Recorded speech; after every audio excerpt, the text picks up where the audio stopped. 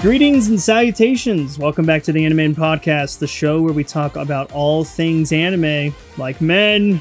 My name is Craze, and as with me as always is the freak in the sheets, Raven. How you doing today? I'm doing just fine. How are you? Every week I try to figure out a new title for you. I know I keep saying it, but I try to top myself, but they keep getting better. I have to thank my wife too, because she helps too. She's a writer, so she gives me suggestions, and that was her suggestion. So thank you, Witchley. I appreciate it. But I'm doing all right. I know it's been a minute for us. What the last episode was our Ghibli. Was it Ghibli? No. Yeah. Wait, it was Ghibli. No. God. It's been so long. It feels like it's been a century. Yeah, real. But for both of us, we've just been going through so much. I mean, you just got back from, your honeymoon and all the, your hometown, and now you're back, and let's talk about that. All right. So while I was in Ohio, I went to the vintage video game store, actually, where I acquired my PS2 Slim. So if y'all don't know, I have a twin brother who he's a bit more he goes about things a bit more entitled than I do. So he was like, okay, well, I guess I'll take the PS2 to Texas. Also, I'm going to take the PS1 with the flipped LCD screen that you bought with your own money, and that is solely yours. I'm going to take that as well, but you can get everything else. And I was like, but I wanted those. So, instead of, I don't know, small, it's kind of awkward to take your identical twin to small claims court, because how do the lawyers keep you straight? So, I just decided to bite the bullet and buy my own PS2 Slim. But I went back to that shop, and this time I came up with Dino Crisis, and the selection of retro games was not as big as some of the stores in New York, but let me tell you, there were some really good finds there. And I highly recommend, if you're ever in the Delaware area, you should definitely go there. I'm blanking on the name, but we'll definitely put that in this episode's description. It's in Delaware, Ohio. It's a really awesome store, and just the owner is just so wonderful. So if you're ever in the area, you're sure to walk out with something awesome. Maybe not specifically what you were looking for, but hey, now I have Dino Crisis, and I can't wait to get that one started as well. I miss Dino Crisis. I wish Capcom sorta is doing Dino Crisis, because I think it's actually this month in July. They're coming out with an Exo Primal. That's what it's called. It's a dinosaur game, but it's like a first person shooter with dinosaurs. So, I know. I was like, no, just give us Dino Crisis. What are you doing, Capcom? I mean, I know, right? They're on this amazing rise in from all their using the RE engine on everything, and it looks beautiful. From Monster Hunter taking off, from them bringing back Resident Evil in a big way with all their remakes. I mean, they're doing so great with all of their new bringing back old franchises, and I'm surprised they didn't even think about doing Dino Crisis yet. And they would sell. Everyone would buy it immediately. Oh, for sure. And I haven't played it since the PlayStation era, 2 era. So, man, I can't wait to see. Are you going to do it on the channel? I am. At some point, when I find the time between everything else that I'm trying to get out, it's the backlog only gets worse when you decide I'm going to do PC games and retro games. It just piles. Yeah, it does. I miss vintage stores. I miss going there. Oh, yeah. I mean, everything's expensive, but I would always buy something if I go to somewhere. So I've always wanted to go to some of the New York ones, because I hear there's such a really cool ones, I've heard. So. Oh, yeah, absolutely. My favorite is Video Games New York. It's on 6th Street. It's in a really cool area, but it's incredibly small and cramped, but they have some of the best finds that I've ever come across. And they also they take old Game Boys and stuff and like refit them. And you know, the ones you see on like Instagram reels, they're actually doing that in house. And you can just go, you know, assuming they have some in stock, you can go buy one. So I've been tempted many a time to just bite the bullet and get one of those. But I'm yeah, they do a really great job. Anything else? Yeah. So I voted on Tuesday. So New York has like primary elections and stuff. And honestly, those are a bit more important in some ways than the actual election, because like we do ranked choice voting here. So, and basically New York City at least is pretty blue. So if, you know, your vote matters more in the primary because you're helping choose who actually gets to be the Democratic candidate. And then most of the time they're going to win. That's changing a little bit. You know, this is not a politics podcast, but I did want to bring up that I had like a crisis trying to figure out the judge to vote for, because I was looking up the two candidates, and one of them, it was like, there was this panel that found or determined that this candidate was actually objectively the most qualified of the two candidates. And I was just scratching my head and I was like, okay, well, who made up the panel and what were their criteria? And it took an insane amount of research and digging to find out who were on the panel and who asked for the panel in the first place. But there is nothing out there in terms of what they were actually looking for, what their criteria was for objectively most qualified. And so I just sat there and I was like, well, I guess I'm going to vote for my guy because, you know, I don't know what any of this means. Like, I feel like if you have criteria, that's much more important than the people on the panel, because unless you put a bunch of whack jobs on there who are just going to go rogue, like pretty much anyone with just a basic amount of common sense and goodwill, they're going to be able to follow that list of criteria, and you're probably going to get a similar result, even if you put like the people you want on the panel. Like, it doesn't matter. What matters is, okay, what were you looking for? And they didn't, there's nothing, like, even after I found the people that were on the panel, it was like, they were just airtight about like what they were actually looking for. Like, well, this is stupid, so I'm just not going to listen to you, and I'm just going to go with what I was going to go with anyway. But I was hoping to be informed and that there would be some transparency in the process. But you know, I guess I was naive and doe-eyed about the whole democratic process. Politics, right? Fuck it. So that's it for me. How about you? Honestly, it's just been a lull with just work, and I mean, I was saying, I was just trying to find something relaxing to play, and Persona 4 Golden kind of clicked to me, and I just bought it on Switch, so I just been playing that and editing, you know, videos here and there. I've been playing, you know, obviously Paranormicite, which has been a big one. I'll just say a little bit about it, just because it's like it's so weird that Square Enix made a horror visual novel game. It just doesn't feel like their MO right now, especially, I mean, even though they were getting a plethora of like JRPGs out like last year and a little bit bleeding into this year. And then they have all the Final Fantasy stuff, which just came out, and it's a hidden gem in 2023. This game, Paranormicite. Oh, for sure. The 7 Mysteries of Hanjo, or is it Hanjo? I don't know how to pronounce it. I'm messing up like all of the location names when we're like, okay, let's go to this curse, you know, site. And I'm like, oh, I know. I botched it all. I'm like, I'm so sorry, guys. I don't want people in the comments being like, it's pronounced this way. And there's an umlaut in there if you just, you know, if you knew. And I'm like, I'm sorry, I don't know how to pronounce it. And it's all text, you know, there's no like audio. Yeah. And it's fine because I get to do voices, and I love doing voices. And it's just so fun, but I just mess up those names. But yeah, it's like a mind battle when you get into like an area and you meet someone and you don't know if they're the enemy, and you're like, oh, okay, I know. How do we get the upper hand? How do we make them trigger our curse?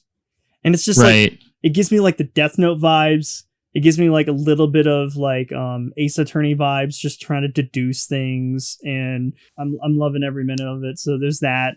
I didn't mean to talk about games. It's just been like a low week for me because I've just been dealing with all this hail stuff at work, and I don't need to go into that. It's just nonsense. It's hail soon season. There you go. It's hail soon season, and there's a bunch of hail, and I work in an auto body shop, and it's crazy. People just want their cars fixed, and I understand.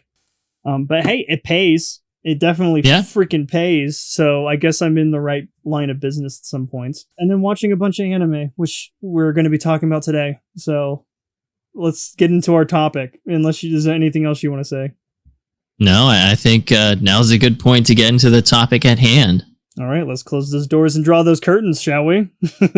Oh, we shall. We shall. Because things are about to get steamy up in here. Today's topic is all about guilty pleasure anime. What are they? Why are they? And what does watching them say about you? Just kidding about that last one. This is a judgment-free zone, so let that freak flag fly and join us on a wild and crazy ride as we discuss some pretty sophisticated anime. As always, let us know what you think about our picks, and don't be afraid to share some guilty pleasures of your own. Yes, I'm so excited. I was saving what I was watching last episode because it's definitely a guilty pleasure. So I was like, that has to be our next topic. So I feel like as I watch anime every week or so, I'm just like, I think of new ideas for the podcast. Obviously, I throw them at you if it works. And like watching one of my picks, obviously, which we'll get to. But like, I was like, immediately, I'm like, we have to do this like now or soon. And I'm so glad we're doing it now. So let's start with your first pick on your guilty pleasure, and then we'll go back to mine and vice versa. So let's go. What's your number one? Okay, so my number one is My First Girlfriend is a Gal, or Hajimete no Gyaru. And this is available on Crunchyroll and Funimation, which I learned recently is still a thing. And I don't understand matter. That. I thought they were all merging. I'm still confused about that. Yes, it is, and the platform is clearly confused as well, because I did renew my subscription and I was like, I don't know what the fuck is going on here, but as long as you'll let me watch anime, let's keep it at that. Right. But so I do want to make a distinction here. So Crunchyroll for the censored version, Funimation for the uncensored version, and I have the lowest tier of subscription in Funimation, and I have ads on that show. So you bit the bullet and did uncensored? Yeah, I feel like you got to get the full experience. How do you make it a guilty pleasure to the fullest extent without watching the uncensored? I mean, come on. We're not amateur league here. Anyway, so this is adapted from Meguru Ueno's manga series of the same title from 2015. The 10-episode anime adaptation skeezed out of the gutter and saw the light of day in 2017. And the official genre classifications include harem, romantic comedy, and slice of life. And I'm going to leave it up to your unparalleled powers of deduction to determine which of those classifications should be a dead giveaway that this is a guilty pleasure. Now, in my opinion, this especially fits the bill for a guilty pleasure anime if you choose to watch the dub. And I'm not alone in thinking this. If anyone is familiar with Lost Pause's commentary on this, which at this point is 5 years old. God, I feel ancient. If you're not familiar, just Google Lost Pause My First Girlfriend is a Gal, and I promise you won't be disappointed. The dialogue choices made are really creative and allow the dub version to sort of take on a life of its own while still remaining faithful to the spirit of the original, and they make the protagonist so much more likable. And let me tell you, the choices they make are some of the most lewd choices ever, but I just can't look away. You especially get this from series protagonist Junichi's friends. Seriously, they've got major problems, and it's no wonder they've been unofficially labeled virgins for life. And what I love about this one is that it is abso-frickin-lutely a guilty pleasure anime, but it's also so much more. Especially in the uncensored version, there are lewd scenes and your classic arrow hijinks that plague this genre like bad breath plagues me in the morning. But our heroine Yukana is so much more than meets the eye, and a lot of the lewd scenes are actually fantasies conjured up by the woefully undersexed and overstimulated Junichi. Yes, Yukana dresses like a gal and even acts like one on the surface, but Yukana is a sweet, sensitive girl at heart who wants a boyfriend who will respect her and not see her as just another piece of meat, no matter how she chooses to present herself. To this end, Yukana often engages in some pretty suggestive behavior in order to call Junichi out for what's going on in his pubescent mind. As with most male prospects she encounters, Yukana suspects that Junichi merely wants a quick lay to brag about with his guy friends and thinks Yukana is an easy target for that. So she simultaneously plays into his ill-conceived notions and subverts them. And while it seems she has the upper hand, Yukana slowly starts to realize as the series progresses how genuine Junichi can be, and more importantly, how much she wants that in a prospective partner. Yeah, this series is definitely a guilty pleasure. The dubbed version especially can be an absolute riot at times, but it also has some pretty cool life lessons. Perhaps we should go about it in a different way than Yukana does, but you do have to be careful when getting out there. Not everyone is genuine, and not everyone has your best interests at heart. On top of that, it's fucking frustrating to figure out another person's true intentions. But while those might not be immediately clear, it's important to give people a chance. Though in matters of the heart, you still do want to proceed with caution. I love that you can find meaning in this show. Anywhere. A deep meaning. And I will agree. I've watched this. I'm glad it's only 10 episodes because my God. Oh yeah. It's there. And I did watch it in dub. I think the dub is fantastic. And it's what I love about how much we get with dubs nowadays and how much effort they put into the dub and how they can make it so culturally relevant to us by even slang, like using slang words that like, oh, you know, like yo or bro. I don't know if that's what they do in that show. It's been a minute since I've watched it, but in general, I just love that dubs translate it well for the viewers that are in their country, and the dub is a very good exception on that. And it surprises me that it even got a dub for its. I know, right? For the fact that of what it is about. I mean, that the title says, speaks for itself. I will say the one thing that's when I watched it, and I'm like I said, I'm so glad it was 10 episodes long. Is the main protagonist's character friends. Their friends are so rough to watch.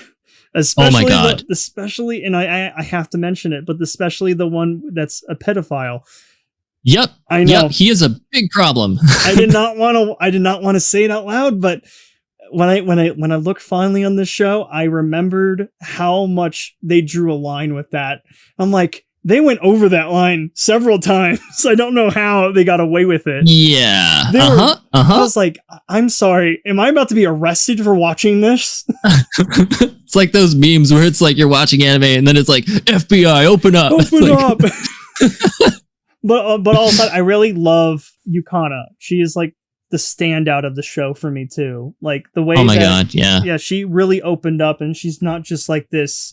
What do they call them? The gal, like the Gairu genre, like theme on that kind of woman. And I really liked her personality. I felt like she was not used enough for the show. I mean, it's only 10 episodes, and I understand that. Right.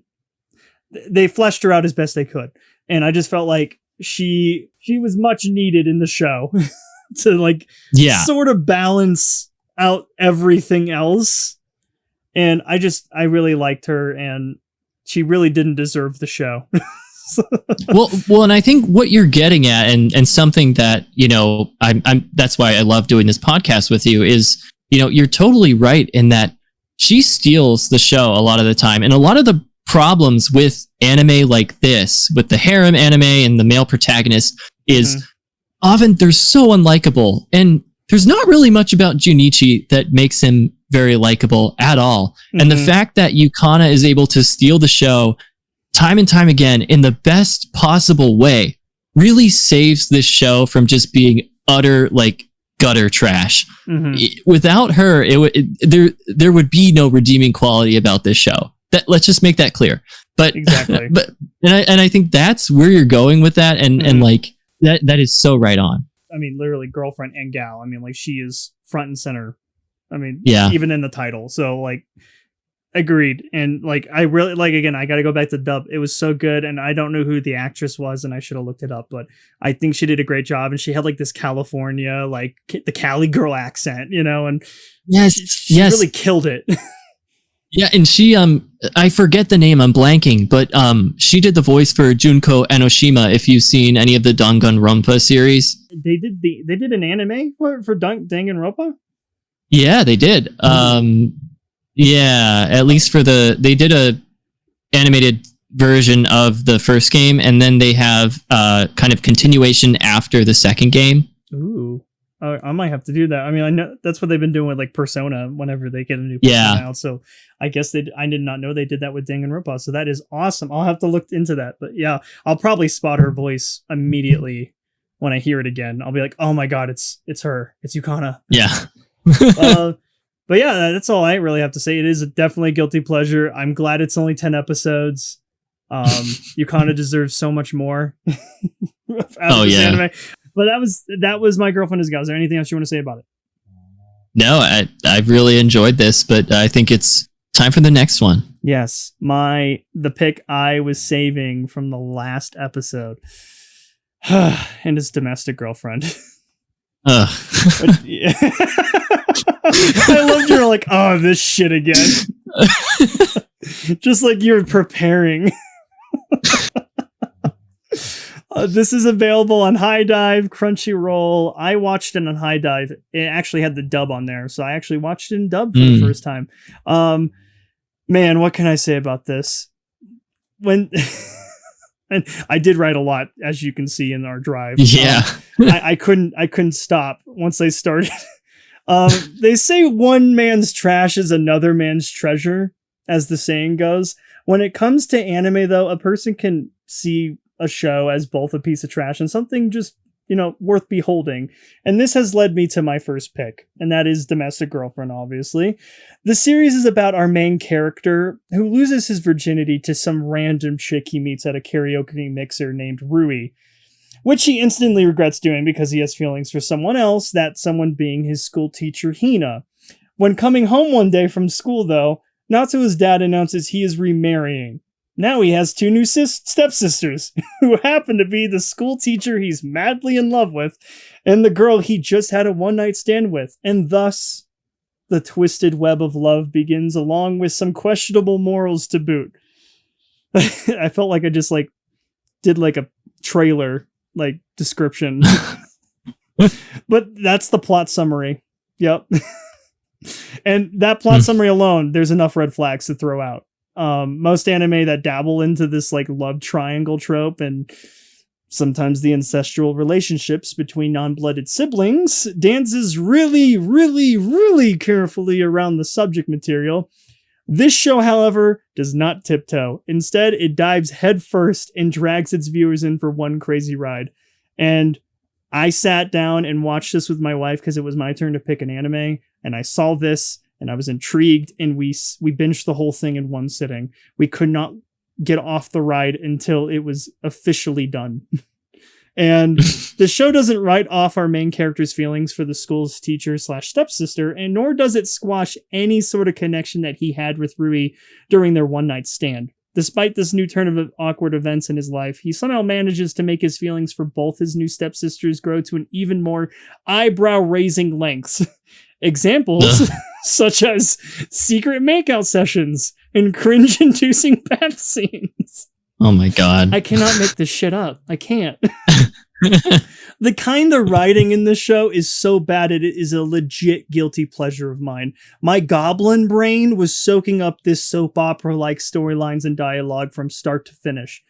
This show definitely knows how to make your jaw drop at times too, but rolling one's eyes is something that it surprisingly doesn't try to push onto its viewers, nor did it do for me.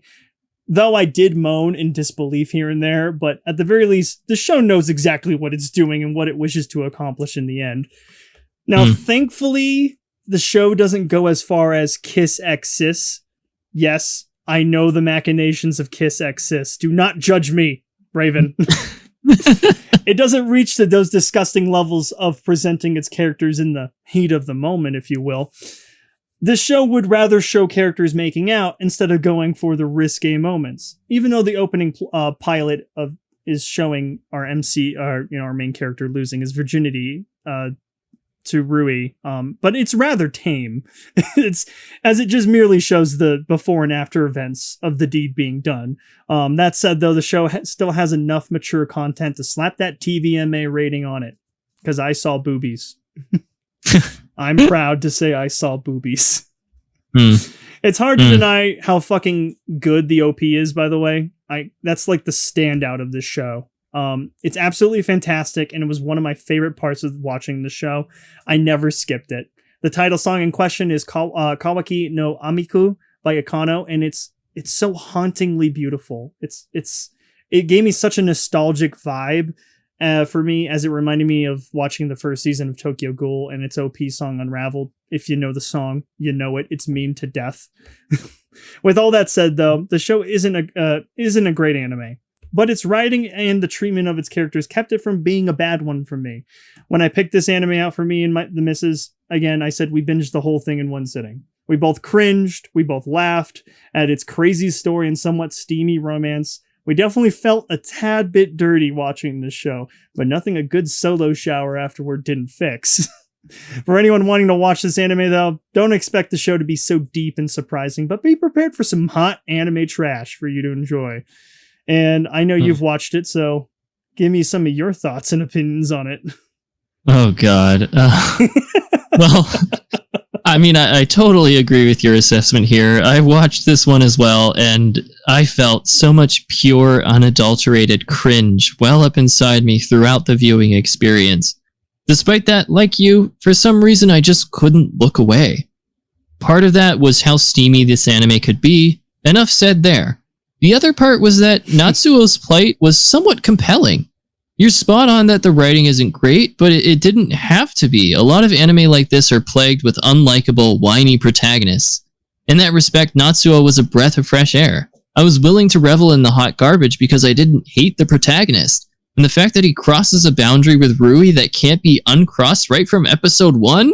Oh boy, I live for trashy romance anime like this. Like, seriously. Yeah, I will say I love the direction, especially from the pilot, like immediately showing us, like, I guess just sex, you know, like, yeah, I guess because sex sells. But I just found that so interesting, like an interesting approach to the show. Yes, it's it's cringe. It's every way, you know, sideways cringe, and you know it goes to lengths to showing you that. And I think I found it really interesting as an approach, just to go start off right there and then work our way.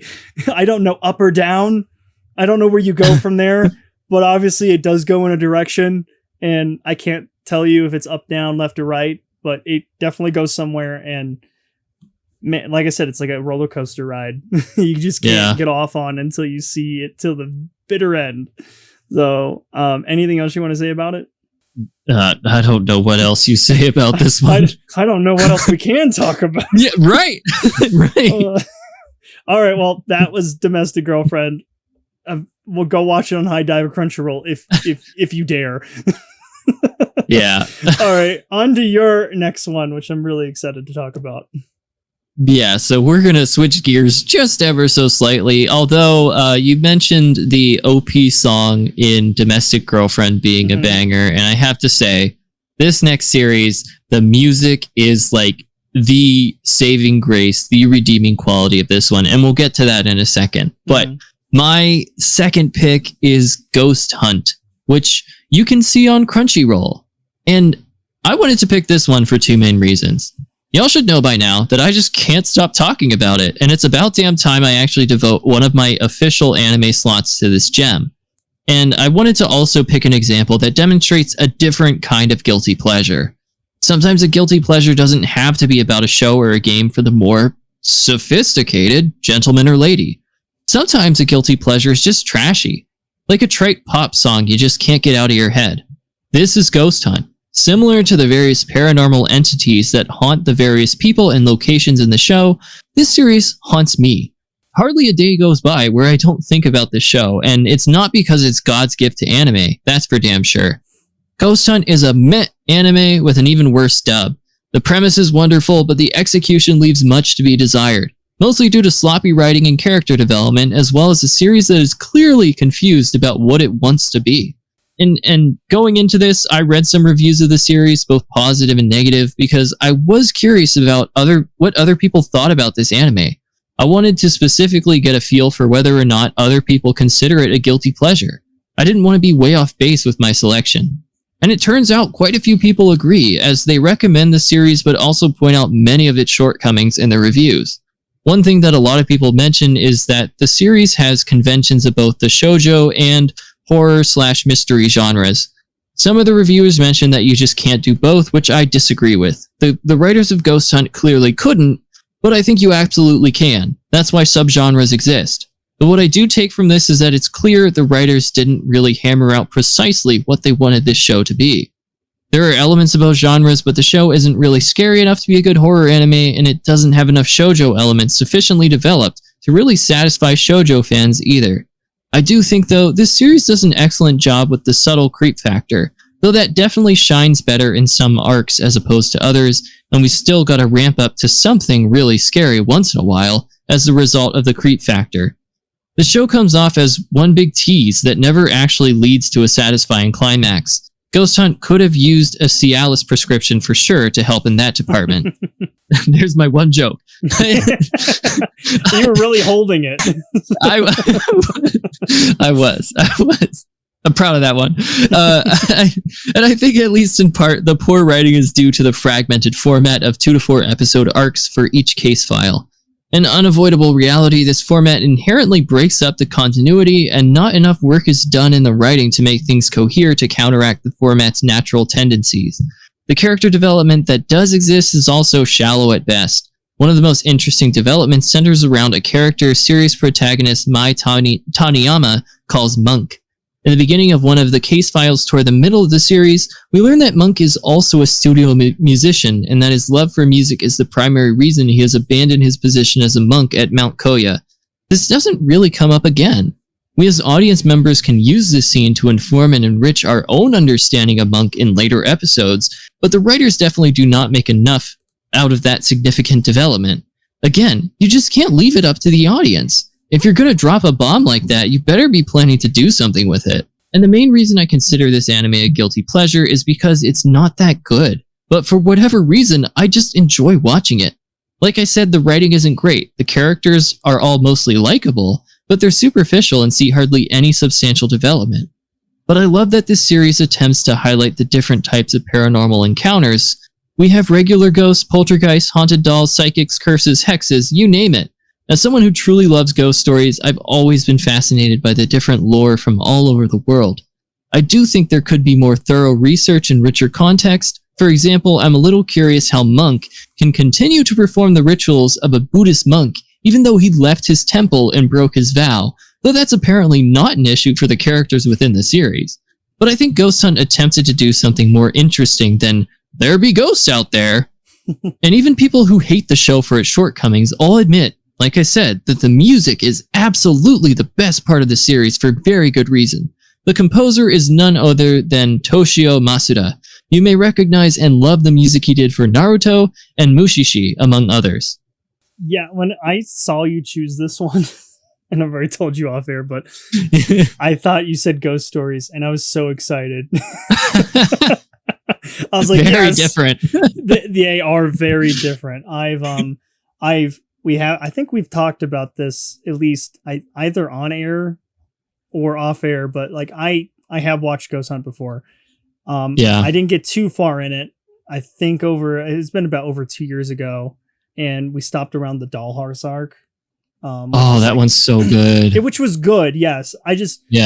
I think of a lot of what you said about the show and why it didn't like it's not coherent enough, especially with I like the idea of the arcs thing, like 3 or 4 episodes. I like that. It's a nice little mystery. It feels like its own separate story, and I do like the different the ghost types and stuff, with the poltergeists and and the dolls and stuff and the hexes and whatnot. I really like that concept.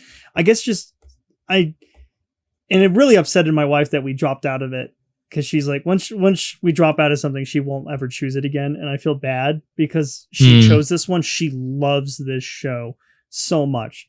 And I think what you said, it was right. Like, I just feel like I wanted to ramp up to something. And I think when we got to the dollhouse, I didn't feel like we were getting anywhere. And it just kind of felt, and this is something I don't want to use, but it felt like filler in my own head. It just felt like we weren't telling the story of what Ghost Hunt really is, at least in my head, or at least, and maybe rewatching it, I might have a different, idea, a different, viewpoint on it. But this is just me thinking like why I dropped out of it. And a lot of what you said resonated with me. I would love to try to give it another shot. I just don't want to like do it again and then drop out again, especially it was like 24 episodes. Yeah. It's not the biggest commitment, but it is substantial, especially if we're thinking about anime conventions in this day and age. It's much more of a commitment than maybe 10 or 15 years ago it might have been. I am trying to remember the beginning, but it felt like they were trying to go somewhere, and then it just felt like left field doing these arcs. Yeah, like they felt like out of order. Yeah, and they stretch everything. The thing is, like, there's not enough there. There's not enough substance. But what they do have, they just stretch it out so thin over these 3 or 4 episode arcs. And it's like, it does get tiresome to sit through an entire arc and be like, oh, hey, finally we're here. But like, I feel like this could have been done in 1 or 2 episodes. But I guess we needed 4 to give these other like meaningless details. But for, again, I think it's a guilty pleasure, at least for me, because I can't stop. I can't stop thinking about it. I can't stop hate watching it. Like, I can't. I'm obsessed. Hey, and I'm glad that you love it. And my wife loves it to death. She's talked about it constantly. I feel bad that we dropped off on it, and I just feel bad that I disappointed her in that way. And I'm hoping maybe I can give it a second chance. I'm in agreement. Like, I wish maybe it just felt too stretched. And like you said, I think, like you said, I don't think it's enough content in 4 episodes. Maybe if they cut it in half. I mean, like, it's like with Scooby-Doo. You're like, you get in and get out with 1 episode, and you feel complete. Like, oh, it was the gardener the whole time. Okay. By the end. And like, I would have gotten away with it if it weren't for you meddling kids. Okay. Yay. I feel satisfied after watching 24 episodes of 24 minutes. Instead, I have to go through 4 episodes, and that's like 2-hour commitments on these things. You've convinced me a little bit, but again, I'm also like a little hesitant to be like diving in again and then diving out. So I'm like hesitant, but also like, man, if you're touting it so much, which you have, even off air, and my wife is, I must be missing something. I must be. I'm glad that you chose something that I've not indulged in or as much as with my second pick. Unless you have anything else you want to say. No, let's do it. All right. My pick is High School of the Dead, or Fan Service versus Zombies, which you can watch on Hulu right now. I only have 3 questions for you, Raven. Do you like zombies? Okay. Yeah. Guns? Hell yeah. And panty shots? Who doesn't? Well, do I have an anime with all 3 of those things I just said? High School of the Dead is puzzling. On one hand, the anime gleefully flings fan service and gore on the screen like it's going out of style. Yet on the other hand, it takes itself surprisingly serious, especially early on in the show, which feels a bit off when a character like Shizuka exists. And if you don't know who that is, it's the nurse. And all you have to do is look up the nurse, and you'll know exactly who I'm talking about. Identity crisis aside, though, this show benefits immensely from being animated by Madhouse Studios, the anime studio that brought you shows like Death Note, One Punch Man, Nana, My Love Story, and Death Parade, to name a few. And all of those I love, and you love all those too. Oh yeah. Which in turn makes it one of the smoothest anime strapped on with strap. I guess stamped. Did I say strapped? No, I said stamped. Stamped with the ecchi label. Now, I fell off the zombie bandwagon long ago after they did my man Glenn dirty on the Walking Dead TV show, and I guess that is like 5 seasons too many for that show for me to keep going. But I approached this show for an entirely different reason, and that was the plot, ladies and gentlemen. Yes, the plot. When the dead start feasting on the living, a group of high schoolers try to make their way out of the city of the undead. They might 360 no-scope the occasional living dead, but more often than not, the ladies' huge assets are on display. Psycho, by the way, who's best girl fight me, in particular stands out in regard as she is so skilled with a sword that her breasts can move in bullet time. And if you don't know what scene I'm talking about, I'll probably put it here because it's like the most memed thing in High School of the Dead, with a bullet passing her breasts. And I'll just leave it at that.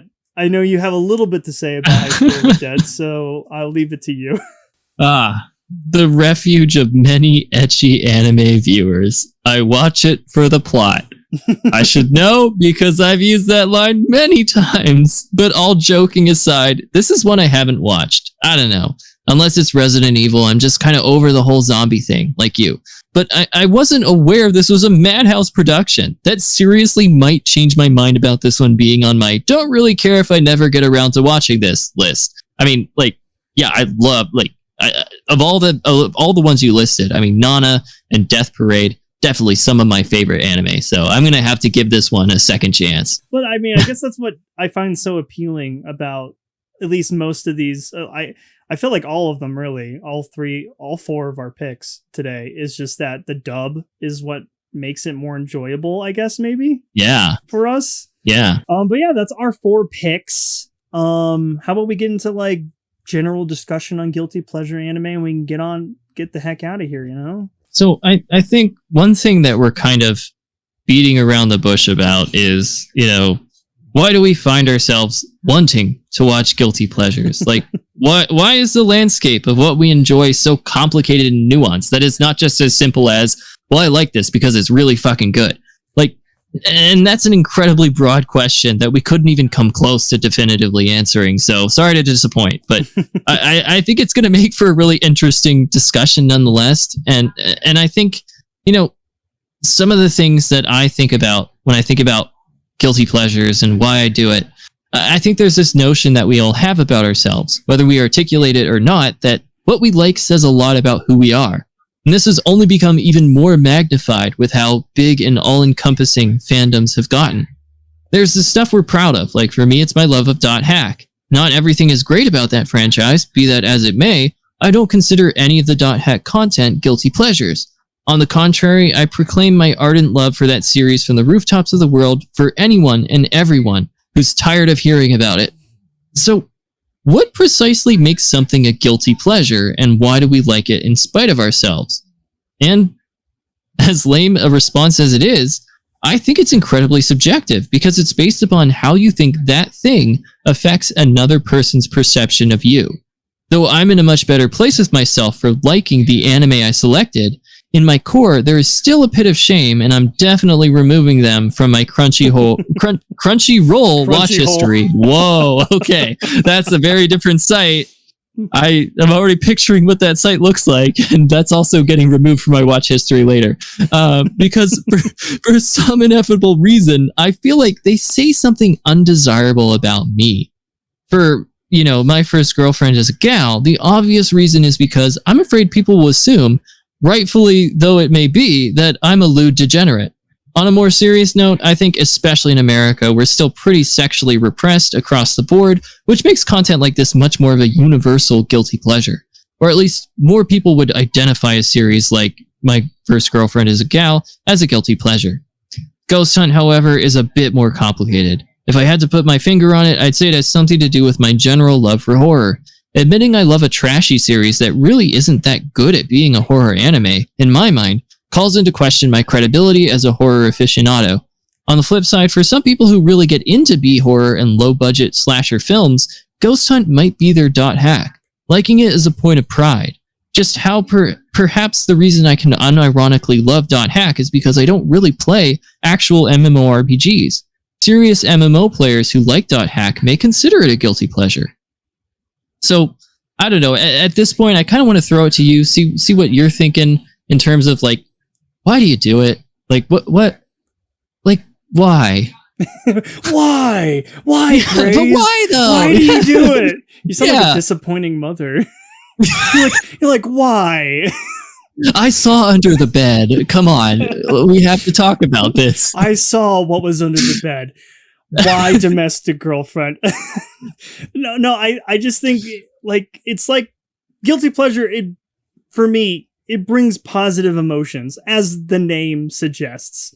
Yeah. I feel it reduces my stress. I mean, I'm literally probably just explaining what it is in a Webster dictionary defines guilty pleasure. I gobble it up as much as anime. I've already I binge anime so much with my wife to an unspoken degree. It's crazy how much we just gobble it up. It's kind of like just people on Netflix. They just absorb this content because it's all there. Yeah.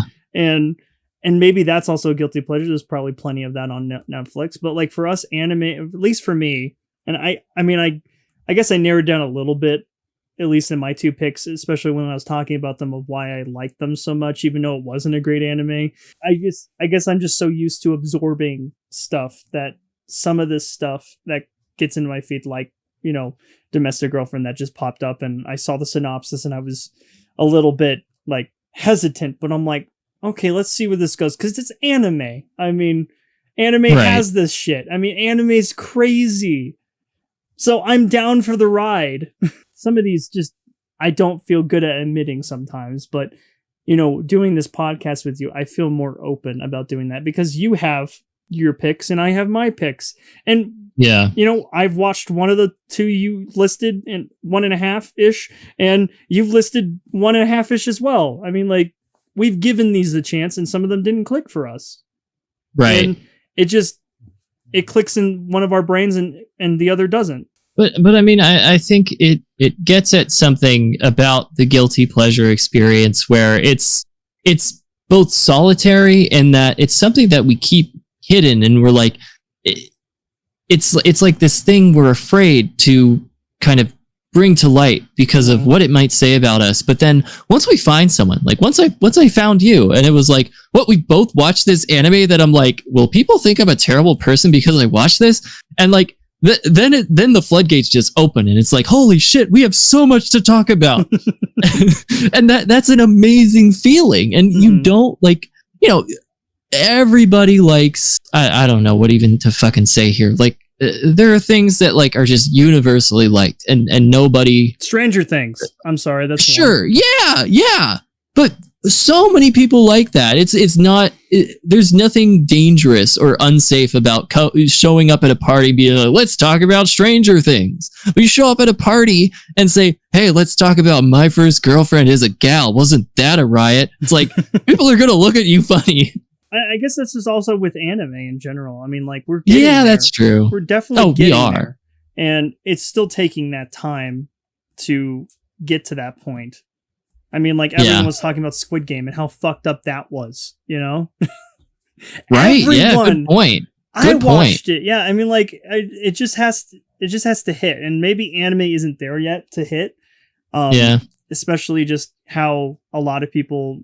And I go back to Netflix, how a lot of people just absorb this shit with Stranger Things, Squid Game. I think it's still anime. Like, people are still thrown off by that. And you have, I'm getting into a different tangent here, but like, you just have studios like Netflix doing like live actions of anime to appeal to those people. And obviously there are plenty I can speak for, like Death Note, Cowboy Bebop. You have One Piece coming out in August. A live action One Piece, and that's going to either it's probably going to infuriate a lot of people. It's probably already infuriating a lot of people, and that is a beloved series that is over 1,000 or so episodes now. I don't know where I'm going with this. I really went off the left side here. Save me, Raven. Give me the lifeline.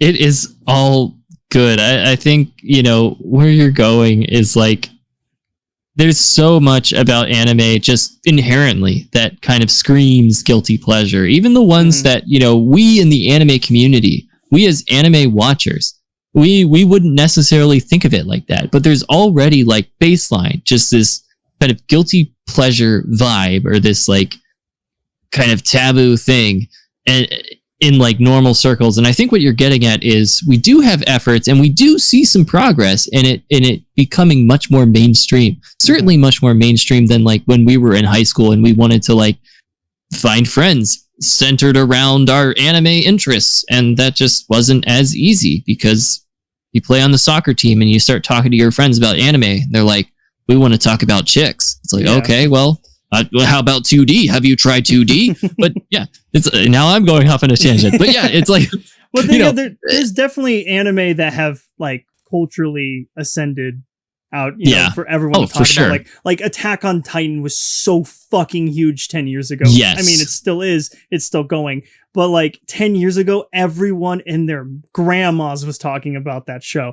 And it was so great to see. And then now like Demon Slayer's so popular that like people like everyone's watching that. So like there are a few examples that anime is doing that is, going past our group, of anime weebs, and going into the forefront of people that are on, that are watching regular content. And maybe it's just a cultural thing too, because, obviously we've watched anime since the 90s. And we're just okay with the fact that maybe like, oh, there's some incest or, they're going to be drawing some lines, but that's anime. And we just go along with it because it's anime. And, a regular person that's never seen anime would be like, I'm sorry, what are you doing? Right. Would be probably turned off on that. Again, I don't know where I'm going with this or what I'm trying to say, but I'm agreeing with you.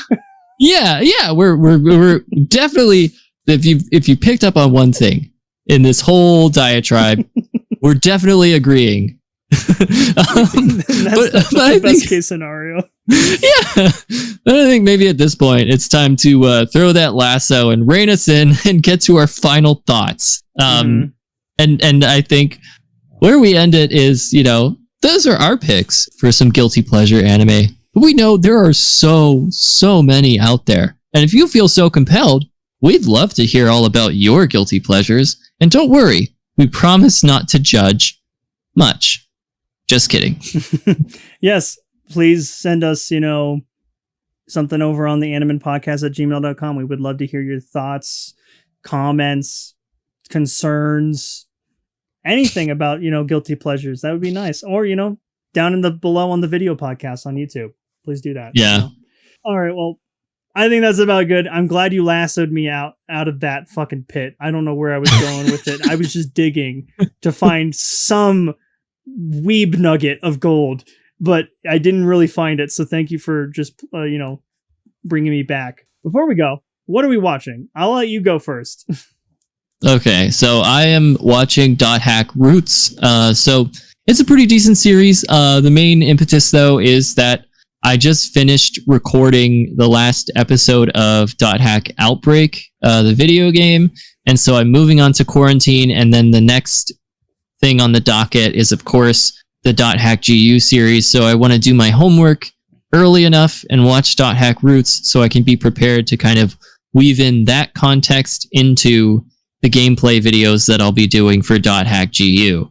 But, if you haven't seen it, it's really good. It's on Funimation. Again, apparently that's still a thing. So I don't know if you need to renew your subscription, but we might need to do some sort of like investigative journaling on why that's still a thing. Yeah. Because I'm still confused. Same. And again, I really like that the doc, because I think we talked about in the last episode, the Dot Hack series just has, I like that it has like ties to the game and then an anime. It's kind of like with, like you said, Danganronpa has an anime. It also has, right. I mean, Persona has anime tied to the video game, or I guess it's the same game, but just in anime form. Probably the same thing with Danganronpa. But you said like it's like more stories within the Dot Hack series that kind of they can tell in the anime that they can't tell in the game, or they just wanted to tell in an anime form. It just like expands, like basically Dot Hack Roots predates what happens in Dot Hack GU. So kind of understanding, you get more of an understanding of Haseo and then the main protagonist, and then you also get more of an understanding of like Ovan and some of the other characters that show up in the game. And again, not necessary, though I'd argue that like if you really want to enjoy the games, you really should just do it. Yeah, just bite that bullet. Yeah, seriously. Yeah, it's just more Dot Hack, and I like that there's just, it's basically rooting itself with more world building. Okay, let's get out of here. That's my time today. Oh, nope, we have to hear your anime that you're watching. Okay, I just finished it, so I have a lot to say. So Vinland Saga season 2 just finished up during the weekend, and my God. I think it's one of the best shows of 2023 so far. And I'm going to convince you right now. The anime produced by Studio Mappa, who at this point I don't think can do no wrong. And if you don't know who Studio Mappa is, they've done Chainsaw Man just recently. They're best known for Jujutsu Kaisen. They're working on the last season of Attack on Titan, which I've heard is really good. I've been waiting to watch the final season of Attack on Titan because they're still finishing it. It's very weird and complicated because they said it's a final season, but it's like broken up into 18 parts. Very confusing. I don't know why they did it like that, but moving on. But I hear it's good. And Hell's Paradise. That was part of the spring lineup. They just did a new show called Hell's Paradise, and it's a freaking fantastic. You have to watch it. It's so good. And I'll talk about that later off air, but yeah, they can't do wrong at this point. And obviously they took the reins of season 2 because Wit Studio did season 1. Wit Studio, funny enough, also did the first 3 seasons of Attack on Titan, and then they just reigned it. I know, it's so weird. It's like they did the first season of the first 3 seasons of Attack on Titan, and then they gave it to Mappa to finish up, and then they did the first season of Vinland Saga, and then they just told Mappa to keep going. So I don't know if it's like some kind of mutual agreement or is Wit Studio falling from grace as well. I don't know. Again, investigative journalism. I need to do more of this, but obviously the show is based on the manga of the same name, and this season really didn't have a lot of hype action scenes as the first season did. I've told you a little bit about it, but it's a Viking story, and it's taking place in it's actually in like 1014, and it's actually using real life characters that actually existed in our history books. And I find that so interesting, but also the Viking stuff too, because I love Norse mythology so much. So that's like one of the reasons I started watching the first season, and then the second season just finished. But that first season is a banger. It has so much action, but this season it didn't. It slowed down, and it featured a brilliant what I love what the season did is it featured a brilliant reflection on the cycle of violence and the horrors of war, and it showcased really well through the transformation of our protagonist, Thorfinn. He's the main character. The anime over time in the last 2 seasons have shifted its genre multiple times in the past 2 seasons, from a story of war and bloodshed to a political thriller. And then this season kind of dealt with a slice of life about farming. And that's what I loved about it. It's set against this backdrop of Viking, culture, but connecting these all together, this story, it shows Thorfinn's journey of growth, starting as a child who's so obsessed with vengeance, and then growing into anime's only true pacifist. And that's what we get at the end of the season 2. I won't say any more than that, but I just love the transformation of our main character, and you get to see him from 6 years old as a killing machine, obsessed with avenging his father, to him being plunged into this deep apathy, which makes him become a slave during those times in the 10th, I don't know what's called, the 11th century at that point. But him becoming a slave, I think, is his ultimate salvation, that put him on a path. And while he was a slave, he met so many people that filled this deep void that he couldn't find anymore. Or he didn't know where to look after losing everything. And he meets several slaves that, show him an outside perspective of the horrors of war. He meets an old master on the farm that used to have slaves, who showed the beauty and value of hard work. It's so amazing. It's easily the best anime this year so far, telling such a complex and powerful tale of character growth, and getting to like a pacifistic level with this character in a medium that often glorifies violence generally. I mean, like, you see that with Attack on Titan and how brutal that can be. But like, man, I watched it from start to finish because it just wrapped up on, I think it was Monday. And man, I couldn't put it down. It was just so good. And it was definitely slow. Didn't have a lot of action scenes like the first season did, but it's beautiful. It might even trump Oshinoko, which I've hyped so much this year. Ooh. And that just finished up too, and I haven't watched the finale yet, but man, it's a journey. And hopefully I didn't spoil too much about Vinland Saga. No, I think you gave a really compelling case for it. And again, that's another one that I'm like, I just need to devote some time and actually watch it. Let's get out of here. What's our next topic for the next episode of the Anime Podcast? Oh, yes. So we are going to tackle the 2023 summer lineup. It's about damn time. It's I'm really excited to talk about it. There's some really good ones this summer, and I can't wait to talk about it with you. That will be our next episode, guys. Thank you guys so much for watching, listening to the Anime Podcast. Again, leave us a like down below on the video form. Look up for us over at Spotify and Google Podcast. At the moment, I'm not going to be talking about Apple Podcasts until I get that all fixed. So, but yeah, you can look at us over on those two sites on podcast services and on YouTube at the Anime Podcast. As always, I'm Praised. And I'm Ravenbrook. Weeds out.